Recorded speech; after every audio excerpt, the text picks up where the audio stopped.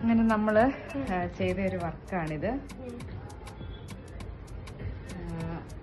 Very കേളി hair ആയിരുന്നു അല്ലേ? അപ്പം അത് ഇത്രയും ക്രൗൺ സെക്ഷൻ വളരെ ഫ്രീസി ആയിരുന്നു. ഹെയർ എൻ്റെ സ്പ്ലിറ്റൻ ആയിരുന്നു. അപ്പം ഞാനിത് ഒന്ന് നോക്കി. ഓഫറിന് വന്നതാണ് എങ്കിൽ പോലും നമ്മൾ ഹെയറിനെ വളരെയധികം കെയർ ചെയ്ത് ശ്രദ്ധിച്ച് തന്നെ വേണം ഇത് ചെയ്യാൻ. അപ്പം അങ്ങനെ ഞാനിവിടെ ബ്രസീലിയൻ്റെ ഒരു ടച്ചപ്പ് കൊടുത്ത് ചെയ്ത ഒരു വർക്കാണിത്.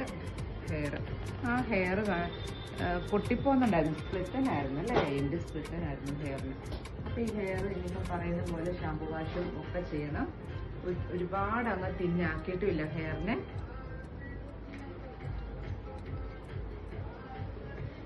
ഇപ്പോൾ വാഷ് ചെയ്യുമ്പോൾ കുറച്ചുകൂടെ ബൗൺസ് ചെയ്ത് കിട്ടും.